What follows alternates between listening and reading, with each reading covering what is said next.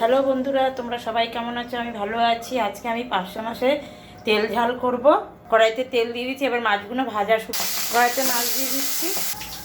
পার্শে মাছ ভাজা হয়ে গেছে। এবার আমি মশলাটা এই তেলে আমি কালো জিরা ফোড়ন দিয়ে আর একটু তেজপাতা দিয়ে দিলাম।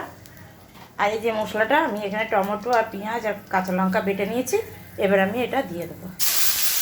এটাকে ভালো করে কষিয়ে 1 চামচ আমি ধনের গুঁড়ো দিয়ে দিলাম, 1 চামচ জিরের গুঁড়ো দিয়ে দিলাম, সামান্য একটু হলুদ দিয়ে দিলাম, আর একটু নুন দিয়ে দিচ্ছি, আর একটু সামান্য একটু রং হওয়ার জন্য কাশ্মীরি লঙ্কার গুঁড়ো। এবার এগুলোকে ভালো করে নেড়ে ছেড়ে কষাবো, কষিয়ে জল দিয়ে দেবো।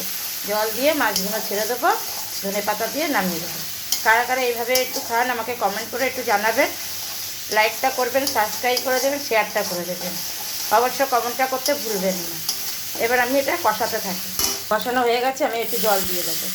বেশি জল দেবো না, এই 1 বাটি জল দিয়ে দিলাম। ফুটে উঠলে জলটা দিয়ে দেবো, এই মাছটা দিয়ে দেবো। জলটা ফুটে গেছে, এবার আমি মাছগুলো মাছটা দিয়েছি। এবার আস্তে কমিয়ে গোটা গোটা কাঁচা লঙ্কা দিয়ে দেবো। ব্যাস, আমার পার্শে মাছের তেল ঝাল রেডি। এবার আমি ধনেপাতা দিয়ে নামিয়ে নেবো। আমার রেডি হয়ে গেছে পার্শে মাছের তেল ঝাল।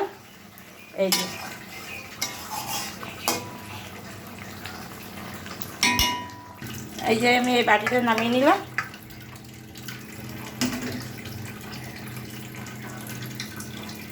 ভালো থাকবেন, সুস্থ থাকবেন, টাটা, বাই বাই।